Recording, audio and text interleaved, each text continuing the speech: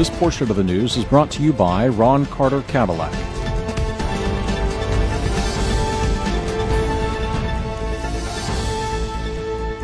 Hello, you're watching NTV Houston. This is सारा Chauhan. Harris county में अगर आप बिना मास्क लगाए बाहर जाते हैं तो लगेगा आपको $1,000 का फाइन. प्रेसिडेंट डोनाल्ड ट्रंप ने एग्जीक्यूटिव ऑर्डर पर साइन कर दिए हैं और लॉस एंजलिस में डेमोन्स्ट्रेटर्स और प्रो लॉकडाउन प्रोटेस्टर्स किस तरीके से आमने सामने आए, ये खबर, और साथ में इंडिया में लॉकडाउन का फायदा किस तरीके से हो रहा है एनवायरमेंट को, ये भी सभी खबरें डिटेल से. लेकिन पहले नजर हेडलाइंस.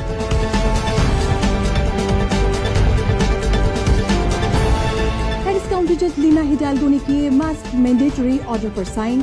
बिना मास्क लगाकर बाहर निकले तो भरना पड़ेगा $1,000 का फाइन. प्रेसिडेंट डोनाल्ड ट्रंप ने अमेरिकी नौकरियों का दरवाजा बाहर के लोगों के लिए किया बंद. इमिग्रेशन पर टेम्पररी रोक के ऑर्डर पर किए साइन. लॉस एंजलिस में डेमोन्स्ट्रेटर्स और प्रो लॉकडाउन प्रोटेस्टर्स आए आमने सामने. लॉकडाउन के विरोध में जमकर हॉर्न बजाकर ड्राइवर्स ने भी किया protest. California governor Gavin Newsom ने स्टेट में सर्जरी की दी परमिशन. वहीं स्टेट में लॉकडाउन रहेगा जारी. न्यूयॉर्क गवर्नर एंड्रू क्यूमो का ऐलान. कनेटिकट और न्यू जर्सी के साथ मिलकर tri state virus tracing program कर रहे हैं. और लॉकडाउन से एनवायरनमेंट को फायदा.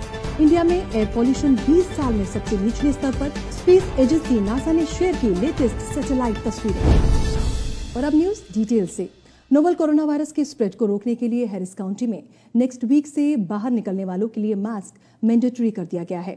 हैरिस काउंटी जज लीना हिडाल्गो ने अब एक ऑर्डर पर साइन किए हैं, जिसके बाद अगर आप बिना मास्क लगाए घर से बाहर निकले तो $1,000 का फाइन भरना पड़ेगा.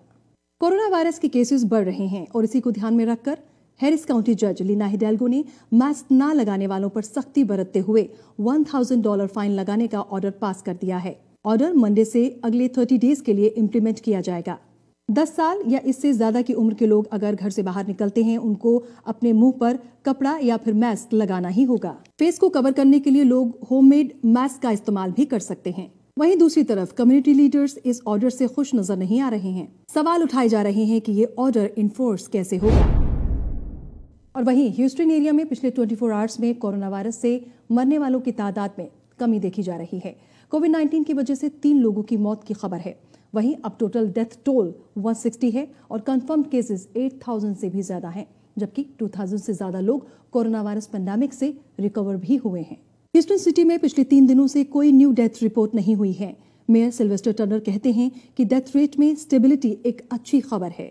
अब तक ह्यूस्टन एरिया में कोरोना वायरस के टोटल केसेस 8,000 से भी ज्यादा हैं, जबकि डेथ टोल 160 है और इसके साथ ही रिकवरीज 2,000 से ज्यादा हैं. ग्राफिक्स के जरिए आपको बताते हैं कि किस तरीके से केसेस इंक्रीज हो रहे हैं. ह्यूस्टन सिटी में 2,000 से ज्यादा केसेस हैं, डेथ टोल 34 हैं. हैरिस काउंटी में 2,236 केसेस हैं, जबकि डेथ टोल 46 हैं. फोर्ट बेंड काउंटी में 870 केसेस हैं, डेथ टोल 18. गैल्वेस्टन काउंटी में 491 केसेस, जबकि डेथ टोल 21 है. फोर्ट बेंड काउंटी में 870 केसेस हैं, जबकि डेथ टोल 18 है. मॉन्टगोमरी काउंटी में 440 केसेस हैं, डेथ टोल 7 है. ब्राज़ोरिया काउंटी में केसेस बढ़ रहे हैं. यहां पर 382 केसेस हैं, जबकि डेथ टोल 3 है. ब्राज़ोस काउंटी में 177 केसेस हैं, जबकि डेथ टोल 16 है. वॉल्कर काउंटी में 127 केसेस हैं, जबकि डेथ टोल कुछ भी नहीं है. वॉशिंगटन काउंटी में 76 कोविड-19 के पेशेंट्स हैं, जबकि डेथ टोल 8 है. Now big news. President Donald Trump ने अमेरिकी नौकरियों का दरवाजा बाहरियों के लिए बंद कर दिया है. प्रेसिडेंट ट्रंप ने इमिग्रेशन पर टेम्पररी रोक के ऑर्डर पर साइन कर दिए हैं. ऑर्डर पर साइन के बाद उन्होंने कहा है कि हमने अमेरिकी कामगारों की सिक्योरिटी के लिए अमेरिका में इमिग्रेशन पर टेम्पररी रोक लगा दी है. प्रेसिडेंट डोनाल्ड ट्रंप ने कोरोना वायरस के इन्फेक्शन को फैलने से रोकने के लिए इमिग्रेंट्स की अमेरिका में एंट्री पर 60 दिन की टेम्पररी रोक लगा दी है. हालांकि इसका कोई असर न तो भारतीय आईटी प्रोफेशनल्स पर होगा और न ही स्टूडेंट्स पर. ऐसा इसलिए क्योंकि ये घोषणा अमेरिका में इमिग्रेंट्स पर सीधे असर करेगी. अमेरिका में इमिग्रेंट वीजा में ना तो स्टूडेंट्स आते हैं और ना ही आईटी प्रोफेशनल्स, इसलिए इन दोनों पर इस ऑर्डर का कोई असर नहीं होगा. To protect our great American workers, I've just signed an executive order temporarily suspending immigration into the United States. This will ensure that unemployed Americans of all backgrounds will be first in line for jobs as our economy reopens. Crucially, it will also preserve our healthcare resources for American patients. We have to take care of our patients. We have to take care of our great American workers. And that's what we're doing. So I've just signed it just before coming into the room. And very important, very important. And as to amending it or extending it, that we can do at the appropriate time. But it's now signed. It's an executive order on immigration. We want Americans to have the jobs. We want Americans to have the health care. We want to take care of our citizens first. We have to. And it's a very powerful order.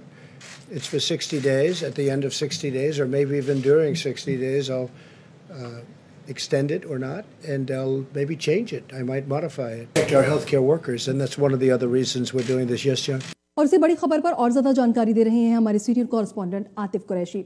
Atif, जिस तरीके से executive order पर sign हो चुके हैं और लोग ये सोच रहे थे कि आखिर अब हमारा क्या होगा, जो अमेरिका में आना चाहते हैं या फिर काम करना चाहते हैं, पूरी डिटेल हम आपसे एक बार जानना चाहते हैं।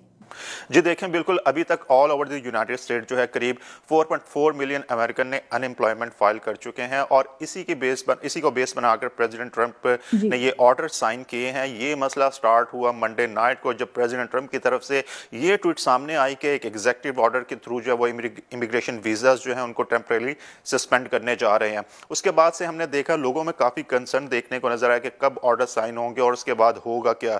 तो लास्ट नाइट प्रेसिडेंट ट्रंप की तरफ से ऑर्डर पर साइन कर दिए गए और ये ऑर्डर इनिशियली नेक्स्ट 60 डेज के लिए, और इसके बाद इस पॉलिसी को रिविजिट किया जाएगा और देखा जाएगा कि अगर इस पॉलिसी को मजीद जो है एक्सटेंड करने की जरूरत है कि नहीं।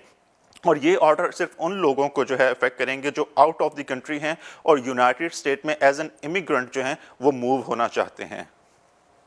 आतिफ, लेकिन यहाँ पर सवाल ये भी है कि जिस तरीके से प्रेसिडेंट ट्रंप ने एग्जीक्यूटिव ऑर्डर पर साइन किए हैं, इसका असर अब कहाँ पड़ने वाला है, क्योंकि लोग अभी भी बहुत ज़्यादा कंफ्यूज हैं।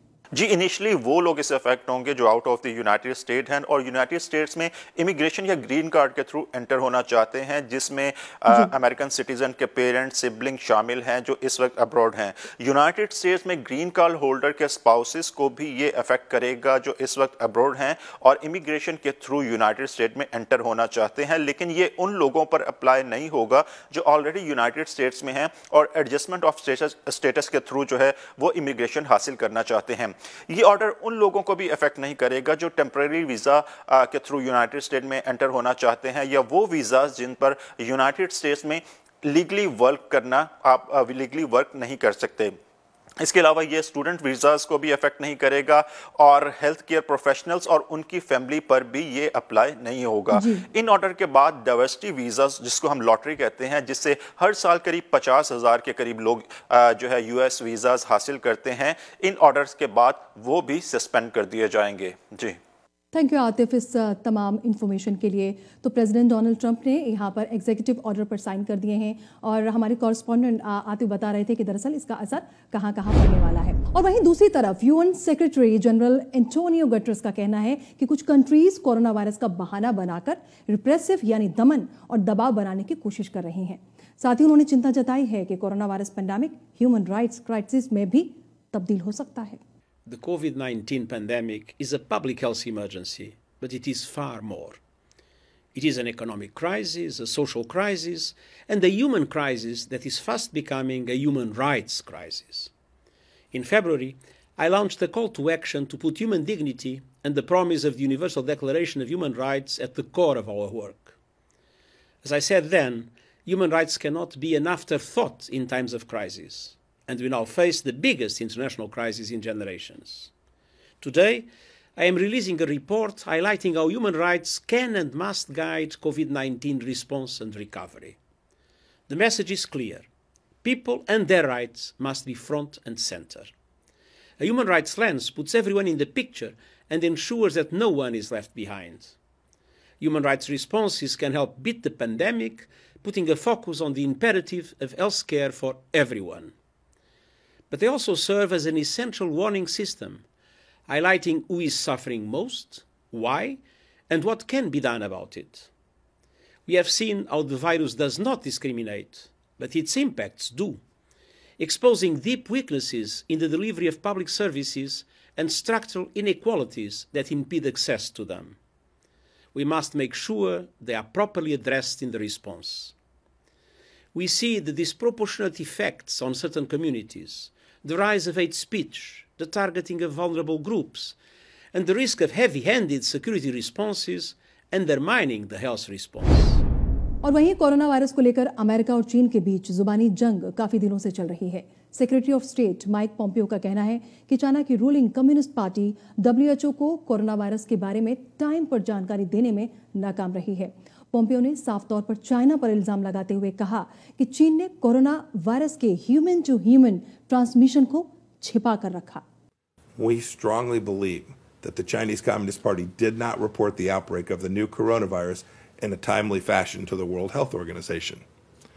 Article 6 of the IHRs, which was a part of this reform, further mandates that a state party, that would include China, shall continue to communicate to WHO timely, accurate, and sufficiently detailed public health information. That is, there's an ongoing obligation.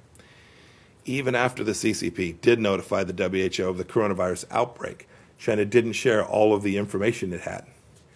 Instead, it covered up how dangerous the disease is. It didn't report sustained human-to-human transmission for a month until it was in every province inside of China. It censored those who tried to warn the world.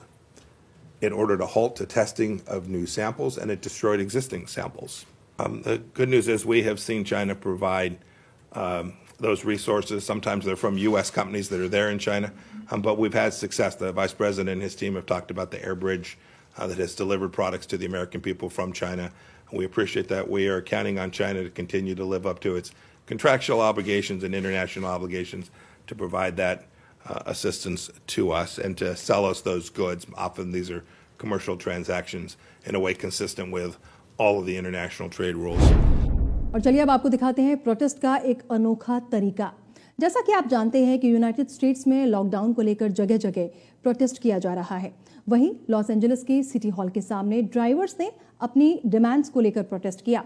Drivers ने protest में शामिल होकर विरोध के तौर पर जमकर horn बजाया और वहीं डेमोन्स्ट्रेटर्स और प्रो लॉकडाउन प्रोटेस्टर्स भी एक दूसरे का विरोध करते हुए आमने सामने आ गए। Freedom is contagious, stop the lockdown. In banners के जरिए अपनी आवाज को बुलंद कर रहे हैं लोग लॉकडाउन के विरोध में प्रोटेस्ट कर रहे हैं। जी हां, लॉस एंजलिस के सिटी हॉल के सामने ड्राइवर्स ने अपनी डिमांड्स को लेकर प्रोटेस्ट किया।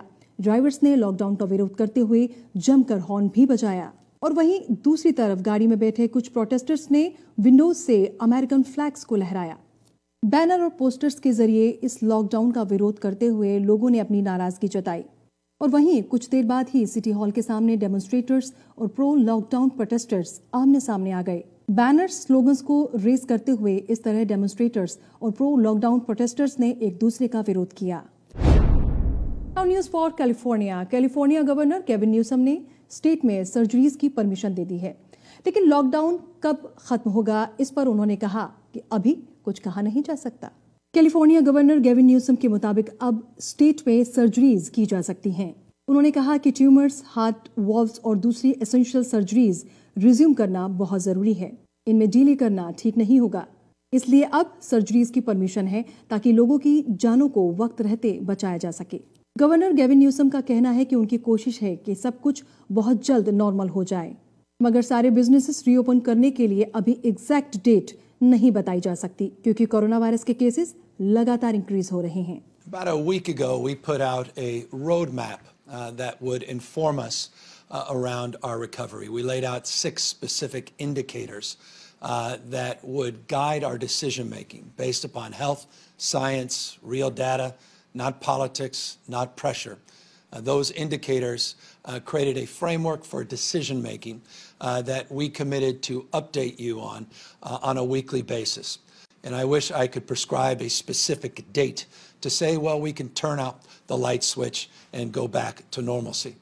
We have tried to make it crystal clear that there is no light switch and there is no date in terms of our capacity to provide the kind of clarity that I know so many of you demand and deserve. Well, we've actually directed beyond just Santa Clara, go back as far as December to request coroner's autopsy to dig even deeper. So we are very pleased with the work that was done in Santa Clara County to make public that information and know that we are doing the same across the state and other counties as well to ultimately help guide a deeper understanding of when this pandemic really started to impact Californians directly.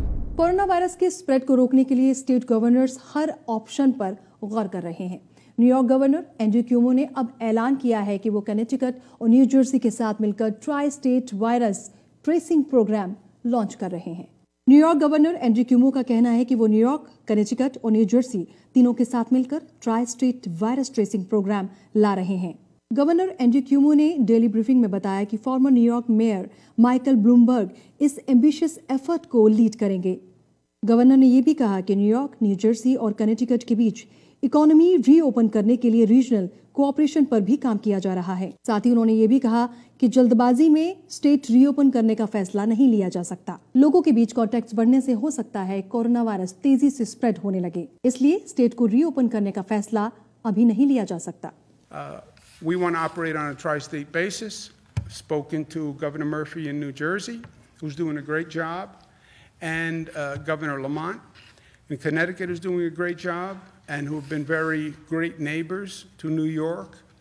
It's best to do this tracing on a tri-state area. Why? Because that's how our society works. The virus doesn't stop at jurisdictional boundaries. Good news is Mayor Michael Bloomberg has volunteered to help us develop and implement the tracing program. The main issue was testing, which I'll talk more about in a second, but we also talked about state funding. All the governors are united, Democrat and Republican, National Governors Association, every governor is saying the same thing. We have to have state funding. The states are all basically in a deficit situation, and we need funding from Washington. They've passed bills that help a lot of Americans, that's great, help small businesses, that's great, but you have to help state governments, because state governments fund people that the federal government can't fund.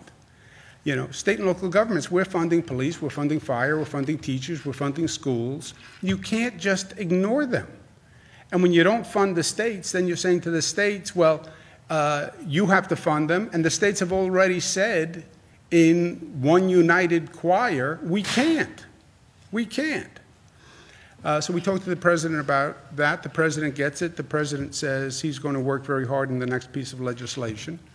But, you know, I've been in Washington. I was there for 8 years. The Congress has to insist that this is in the legislation. और चलिए अब आपको बताते हैं कि America में corona virus किस तरीके से स्प्रेड हो रहा है, फैल रहा है।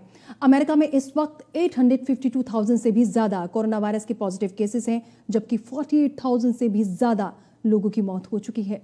लेकिन इसके साथ ही 84,191 कोरोना वायरस से लोग ठीक भी हुए हैं। अमेरिका की तमाम स्टेट्स में कोरोना वायरस किस तरीके से फैल रहा है आपको ग्राफिक्स के जरिए दिखाते हैं। न्यूयॉर्क में अब तक 262,000 से ज्यादा कोविड-19 के पेशेंट्स मौजूद हैं, जबकि 20,000 से ज्यादा डेथ टोल है। न्यू जर्सी में 95,000 से ज्यादा केसेस हैं, जबकि डेथ टोल है 5,063। मैसाचुसेट्स में भी केसेस लगातार बढ़ रहे हैं। अब तक 42,000 से ज्यादा केसेस हैं, जबकि डेथ टोल है 2,182। कैलिफोर्निया में 37,000 से ज्यादा केसेस हैं और डेथ टोल है 1,438। पेंसिल्वेनिया में भी केसेस बढ़ रहे हैं। अब तक टोटल केसेस है 36,892, जबकि डेथ टोल है 1,713। इलिनॉय में केसेस बढ़ रहे हैं, 35,000 से ज्यादा केसेस हैं, जबकि डेथ टोल 1,565 है। मिशिगन में भी केसेस बढ़ रहे हैं, 33,000 से ज्यादा केसेस हैं, जबकि डेथ टोल है 2,813। फ्लोरिडा में भी केसेस बढ़ रहे हैं, 28,832 केसेस हैं, जबकि डेथ टोल है 960। गलती ना करें, सफर अभी लंबा है। जी हाँ, ये मैसेज है WHO चीफ टेड्रस एडनम का। WHO चीफ ने दुनिया के देशों को आगाह किया है, या कहें कि मैसेज दिया है कि कोरोना वायरस से फिलहाल छुटकारा नहीं मिल रहा है, इसलिए कोई भी देश किसी भी तरह की गलती ना करे। अभी लंबे वक्त तक नोवल कोरोना वायरस फैलने वाला है। वर्चुअल ब्रीफिंग में WHO director general Tedros Adhanom ने बताया कि अफ्रीका के कुछ पार्ट्स के साथ साथ सेंट्रल और साउथ अमेरिका में भी अपवार्ड ट्रेंड्स देखा जा रहा है, यानी कोरोना वायरस और भी ज्यादा खतरनाक हो सकता है, केसेस और भी ज्यादा बढ़ सकते हैं। उन्होंने ये भी कहा कि बहुत से देश अभी अर्ली स्टेज में हैं और वहीं पेंडेमिक से शुरू में इफेक्ट होने वाली कंट्रीज में केसेस फिर से नजर आ सकते हैं। इसलिए दुनिया के देशों को अलर्ट रहने की जरूरत है, क्योंकि किसी भी तरह की गलती भारी पड़ सकती है। Most of the epidemics in Western Europe appear to be stable or declining. Although numbers are low, we see worrying upward trends in Africa, Central and South America, and Eastern Europe. Most countries are still in the early stages of their epidemics, and some that were affected early in the pandemic are now starting to see a resurgence in cases. Make no mistake, we have a long way to go. This virus will be with us for a long time. There is no question that stay-at-home orders and other physical distancing measures have successfully suppressed transmission in many countries. One of the greatest dangers we face now is complacency. The most important thing which is expected as a declaration from WHO is the Global Emergency Declaration on January 30. So looking back, I think we declared the emergency at the right time, and when the world had enough time to respond, when the rest of the world had enough time to respond. I repeat again, there were only 82 cases and no deaths. That was enough to cut it from the bud. For US to remain safe, the investment in other countries is very important. So I hope the freezing of the funding will be reconsidered. और वहीं farmer England soccer David become भी corona virus affectees की मदद के लिए अब आगे आए हैं। बेकम की तरफ से फैंस को 5-a-side चैरिटी मैच खेलने का मौका दिया जा रहा है। इस मैच से इकट्ठा होने वाला फंड सीधे तौर पर लोगों की हेल्प के लिए इस्तेमाल किया जाएगा। Farmer England soccer David become charity match के जरिए कोरोना वायरस के इन हालातों में हेल्प करने की कोशिश कर रहे हैं। आपको बता दें, इस चैरिटी मैच में एथलीट्स और सेलिब्रिटीज पैसा इकट्ठा कर रहे हैं ताकि कोरोना वायरस के अफेक्टीज की मदद की जा सके। आपको बता दें, इस मैच में फैंस को टीम बनाकर फॉर्मर मैनचेस्टर यूनाइटेड मिडफील्डर के साथ खेलने का मौका भी मिलेगा और जीतने वाले को farmer England soccer David become के साथ लंच करने का भी मौका मिलेगा। डेविड बेकम की कोशिश है कि इस मैच के जरिए ज्यादा से ज्यादा फंड इकट्ठा हो सके ताकि लोगों की मदद की जा सके। Hi everyone, it's David here. I wanted to let you all know that I'm joining some great friends of mine in supporting an incredible campaign. I'm going all in on the All In Challenge to help raise much needed money for coronavirus relief. There are so many families being affected by this terrible situation who are struggling to find money for food, and we want to support some brilliant charities who are doing some incredible work every single day under such difficult circumstances. So, with my Inter Miami family, I want to offer you the chance to win a unique experience. You and 4 of your friends will play against my 5-a-side team at the beautiful new Inter Miami training facility. After the game, we will have lunch together to gloat who has won and who lost, and you will then be invited to watch an Inter Miami game from the owner's suite with me and my good friend, managing owner Jorge Mas. You will get a VIP tour of our stadium to see the amazing facilities we have built for our new club. Miami is a very special place, and I know this will be an incredible experience. I think it will be a great day, so maybe you fancy your chances against my team, so let's see what you have got. Please go to allinchallenge.com to find out more, and please know that 100% of your donations will go to the relief efforts. I would like to nominate my former clubs, Manchester United, Real Madrid and Paris Saint-Germain, to join me and go all in for coronavirus relief. See you soon, and I can't wait to line up against the winner. Stay safe, everybody. Quarantine में रहना आसान नहीं है, वो भी लंबे वक्त तक। कोई घर से काम कर रहा है तो कोई सोशल मीडिया पर वक्त स्पेंड कर रहा है तो कोई फैमिली के साथ क्वारंटीन का वक्त गुजार रहा है। ऐसी सिचुएशन में सेलिब्रिटीज अपना वक्त कैसे गुजार रहे हैं, ये देखिए। I treat myself. I either have some cookies, gluten-free cookies, or I've got a whole stash of English chocolate, meaning flakes, caramels, Twixes, Galaxy bars, dairy milk chocolate. So that's my little treat at night. I'm with my family at the minute. So we've got each other, and I was just in 1 week into rehearsals for a job that hopefully I'll be doing after this, a film called Wolf by Natalie B and Cherry.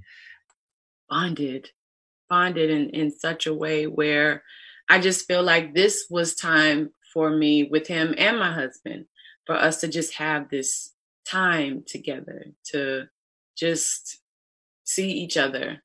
Well, we haven't sat still in our home state of Tasmania for quite some time. I'm living with my father, who's elderly, and I'm trying to protect from danger.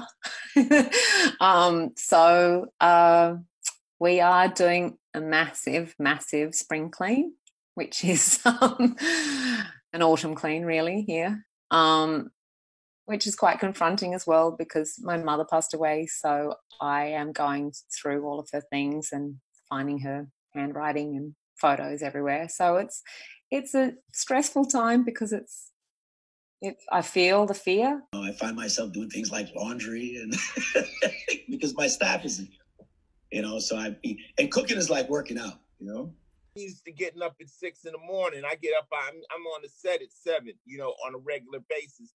And I'm a hustler. So if I don't hustle every day, I get physically sick. I usually get sick if I don't hustle. I just been working out, Tresh, trying to stay fit, man, trying to stay sane. Listen, Tresh, we've been in the pen, so it's like this is like nothing for me to be in this type of confinement. Trying to hide from my wife and 4 kids. You're getting to know yourself pretty well. You catch up on all those things like cleaning your closet and reading a book. But, like everyone else, you're trying to do the right thing, and the right thing is to stay in. और चलिए अब आपको बताते हैं कि दुनिया भर में कोरोना वायरस अपना असर किस तरीके से दिखा रहा है। दुनिया भर में कोरोना वायरस के पॉजिटिव केसेस 2.6 मिलियन से भी ज्यादा हैं इस वक्त। आधे से ज्यादा इन्फेक्टेड लोग इस वक्त यूरोप में हैं। जी हां, यूरोपियन रीजन में टोटल कंफर्म केसेस हैं 1.2 मिलियन, जबकि डेथ टोल है 113,369। दुनिया भर में कोरोना वायरस का असर और अमेरिका इस लिस्ट में टॉप पर है। अमेरिका में इस वक्त 851,000 से ज्यादा केसेस हैं, जबकि डेथ टोल 47,000 से भी ज्यादा हैं। स्पेन में 213 से ज्यादा केसेस हैं, जबकि डेथ टोल 22,157 है। इटली में 187 से ज्यादा केसेस हैं, जबकि डेथ टोल 25,000 से भी ज्यादा हैं। फ्रांस में भी केसेस लगातार बढ़ रहे हैं। अब तक 159,000 से भी ज्यादा केसेस हैं, जबकि डेथ टोल 21,340 हैं। जर्मनी में 151,000 से ज्यादा केसेस हैं, जबकि डेथ टोल है 5,354। यूके में भी केसेस बढ़ रहे हैं। यूके में इस वक्त 138,000 से ज्यादा केसेस हैं, जबकि डेथ टोल है 18,738। टर्की में केसेस 19,000 से ज्यादा हैं, जबकि डेथ टोल है 2,376। ईरान में 87,000 से ज्यादा केसेस हैं, डेथ टोल 5,000 से ज्यादा है। और चाइना इस वक्त काफी नीचे आ चुका है। जी हाँ, चाइना में इस वक्त 82,798 केसेस हैं, जबकि डेथ टोल है 4,632। और अब खबर इंडिया से। कोरोना वायरस पेंडेमिक के फैलाव को कम करने के लिए लॉकडाउन है इंडिया में, जिसका असर एनवायरनमेंट पर अब साफ नजर आ रहा है। स्पेस एजेंसी नासा के लेटेस्ट सैटेलाइट डेटा से पता चला है कि इंडिया में एयर पॉल्यूशन 20 साल के सबसे निचले स्तर पर आ चुका है, जो इंडिया के लिए अच्छी खबर है। आपको बता दें कि नासा ने हवा में मौजूद एरोसोल की इंफॉर्मेशन कलेक्ट की है और लेटेस्ट डेटा का कंपैरिजन 2016 से 2019 के बीच ली गई तस्वीरों से किया गया है। लॉकडाउन की वजह से वायुमंडल में बड़े पैमाने पर बदलाव देखने को मिला है। इससे पहले कभी भी उत्तर भारत के ऊपरी क्षेत्र में वायु प्रदूषण का इतना कम स्तर देखने को नहीं मिला। वहीं लॉकडाउन के बाद मार्च 27 से कुछ इलाकों में बारिश हुई है, जिसकी वजह से हवा में मौजूद एरोसोल नीचे आ गया है। आपको बता दें, एरोसोल लिक्विड और सॉलिड से बना ऐसा छोटा कण है जिसकी वजह से फेफड़ों और हार्ट को नुकसान पहुंचता है और साथ ही एरोसोल की वजह से विजिबिलिटी भी घटती है। इंडिया में इस वक्त एरोसोल काफी कम है, जिसकी वजह से पॉल्यूशन बहुत कम हो चुका है। और अब देखिए वेदर अपडेट्स।